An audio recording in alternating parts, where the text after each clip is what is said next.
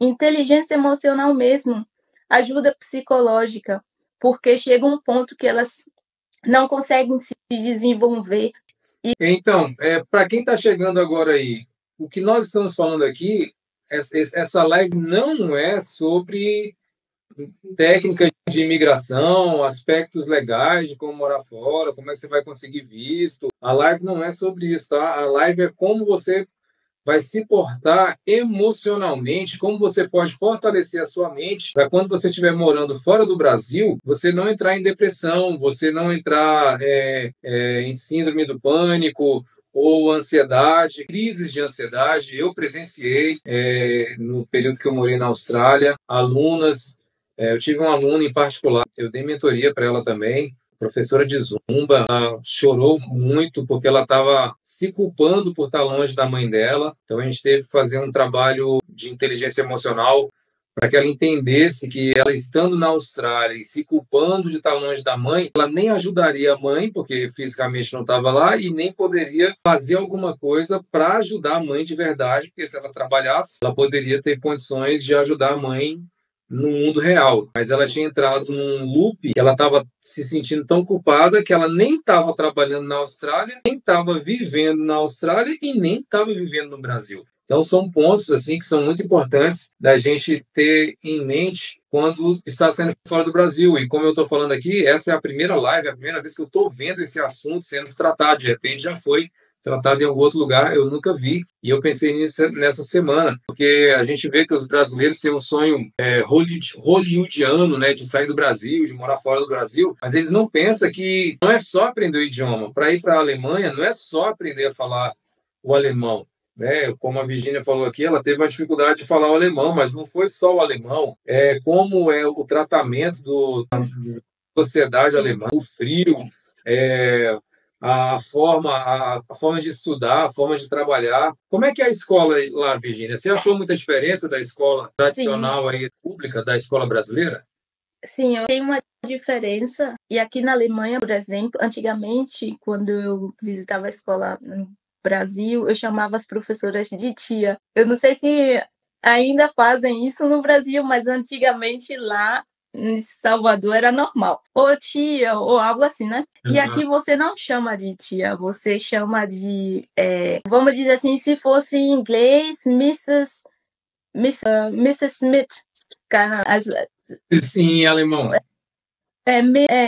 Frau Schneider, aí você tem um Frau, senhora, Frau é como se você estivesse falando assim, senhora, você não chama a pessoa Pelo nome. Pelo nome. Você não me chamam aqui na Alemanha como Virgínia. Muito raro, só se a pessoa me conhecer. Se a pessoa não me conhece, ela me chama Oliveira, que é o meu segundo nome. Isso. Então tem essa distância desde da escola, já tem aquela distância. Assim, você não me conhece e eu não te conheço e não vamos misturar as coisas. E isso aí também em todo a sua trajetória aqui na Alemanha. Os alemães, eles não serem umas pessoas assim, da primeira vista, assim, do primeiro contato, calorosa, como o brasileiro é. Eles não são. E esse é um dos maiores problemas aqui na Alemanha. Eu ando em redes de mulheres brasileiras, como, por exemplo, a Brempex, que eu trabalhei já mais de 4 anos, e agora migrei para a Suíça, onde eu trabalho também em redes de com mulheres imigrantes que vêm, brasileiras mesmo, que sempre dizem que elas não conseguem, por falta de inteligência emocional, se integrar na sociedade. Na Suíça tem um grande número de mulheres precisando de ajuda, inteligência emocional mesmo, ajuda psicológica, porque chega um ponto que elas não conseguem se desenvolver e já começa pelo idioma, mas também por não se sentir capaz. Eu acho que essa é a palavra certa, Gilson. Às vezes elas têm todas as possibilidades de aprender, por exemplo, a língua, por fato dos cursos serem gratuitos, existem várias instituições que dão cursos gratuitos e também formações a pessoas que têm uma renda um pouco mais baixa, mas mesmo assim elas não conseguem. E isso tem tudo a ver com inteligência emocional, com esse eu posso ou eu me sinto merecedora de fazer esse curso, ou problema mesmo familiar. Pois é. Quando a gente fala no método GIFT, na letra o I, né, da inteligência emocional, uma das coisas que a gente fala muito é a questão do ser humano aceitar que merece. Porque a gente cresce numa sociedade, o brasileiro, tem muitas vantagens quando se compara com outras populações, né, com outros povos. A vantagem de ser amável, a vantagem de ser hospedeiro, muito receptivo. Por exemplo, você foi em Minas Gerais, você entra lá, você prepara para comer, que você vai ter que comer muito, e se você não comer, eles vão ficar com raiva de você. Então, eu nunca deixei ninguém ficar com raiva de mim, chego lá, eu como mesmo. Mas, por outro lado, a nossa sociedade nos ensina de que o pobre vai para o céu e o rico vai para o inferno. E que você veio nesse mundo foi para sofrer, que você vai ter uma vida boa no céu. E a gente cresce ouvindo isso dos nossos pais, dos nossos avós, tataravós, e acaba criando mente limitante, pensamentos limitantes muito fortes. E a pessoa, às vezes, ela está dentro do carro e ela não se sente merecedora de ter o carro. Ela já conseguiu o mais difícil,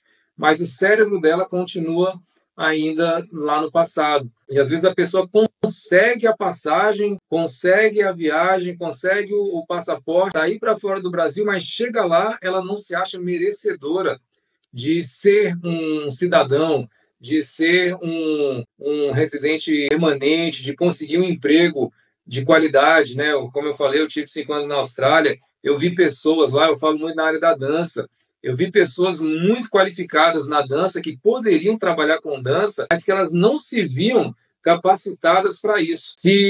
Elas não se sentiam capacitadas, elas não se sentiam dignas, na verdade. Elas não se sentiam merecedoras de dizer assim, não, eu vou trabalhar com dança, enquanto tem gente que está trabalhando carregando pedra, não, eu vou carregar pedra, porque eu não mereço esse tipo de coisa.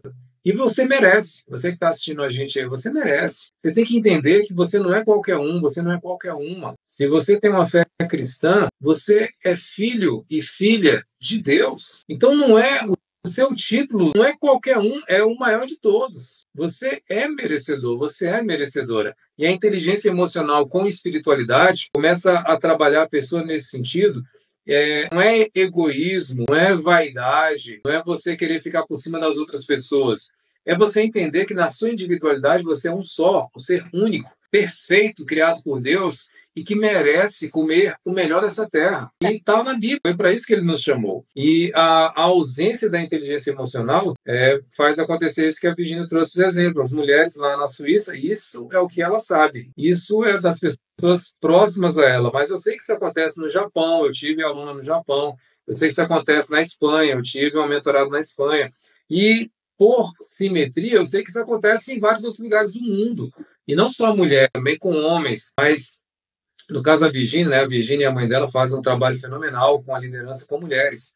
Porque acaba sendo emocionalmente, né? Emocionalmente, a mulher ela é mais suscetível. A mulher é muito forte. A mulher ela consegue, né, a gestão da vida, ela carrega a criança no colo o dia inteiro. O homem pega com 10 minutos já está achando que a criança pesa 50 quilos. A gente é mais forte para peso, para levantamento de peso. Um peso só. Mas a mulher é mais forte para continuar levando esse peso.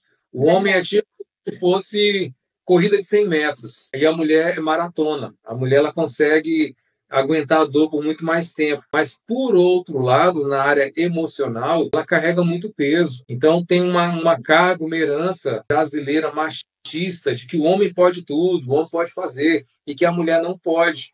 Então, isso é outra coisa que a gente trabalha no método GIFT, para destravar a mulher desse pensamento, para entender que nesse ponto não existe diferença entre homem e mulher. É filho, é herança. A herança é a mesma, não é porque é homem ou porque é mulher. Para Deus não existe sexo, para Deus não existe distinção entre homem e mulher. Para Deus é filho. Igual para o pai e para a mãe, se tem um filho homem, filho mulher, para os pais é filho, não tem essa distinção. Mas a gente carrega esse peso. A mulher carrega essa carga, essa crença limitante de que ela não pode, de que é sujo, de que é feio, de que ela está se mostrando, que ela tem que ficar por trás, porque atrás de um grande homem e uma grande mulher, isso é balela. Esse negócio de atrás, não, a mulher, o ser humano é ser humano. Eu vejo o ser humano como ser humano. Não tem esse negócio. Sim. O homem é mais capacitado, a mulher é mais capacitada. Não, é o ser humano. E quem se dispõe a ser. Aí vai ter as características biológicas gerais. Individualmente, é ser humano. Então, continuando. E tem uma coisa rapidinho, posso falar rapidinho, Gilson? Você também foi a primeira pessoa que abriu os meus olhos na mentoria que a gente fizemos juntos sobre dinheiro. Porque até então eu não sabia que eu tinha uma certa escassez com dinheiro. E aí você usou um método bem legal, que foi não sei mais, não me lembro mais como foi, mas eu sei que ali foi uma virada de chave para mim, porque antigamente eu achava que eu não tinha nenhuma escassez de dinheiro. Depois de uma sessão que a gente tinha feito durante essas etapas que a gente foi, eu entendi que eu tinha sim problema de escassez com o dinheiro, porque eu não achava que eu era merecedora disso. E isso depois desses 5 anos, né, que são 5 anos que passaram, eu descobri, eu fui trabalhando em cima disso, também juntamente com a espiritualidade, de saber que dinheiro é uma coisa ótima, é incrível ter dinheiro, eu quero ter sempre muito dinheiro, porque tendo dinheiro, gente, vocês que estão aí, vocês podem ajudar uma outra pessoa, uma pessoa que tem dinheiro, ela tem também outros níveis de teste espiritual também, porque você é testado de uma forma diferente. Então, você pode chegar a outros patamares e ajudar muito mais. É diferente você poder estar, não sei, em um restaurante e você poder fazer uma gentileza a uma pessoa que realmente está necessitando, porque você trabalha por isso e não tem problema nenhum. Eu vejo muitos brasileiros, eles, como você falou agora, Gilson, dizem, não quero ser rico não, porque rico é coisa do diabo. Eu quero viver assim, de uma forma que dê, né? Não quero mostrar que eu tenho, mas também, assim, não se esforça, sabe? Sobreviver, né? Isso, só para sobreviver, não espreme, sabe? O seu potencial máximo. E esse é o problema.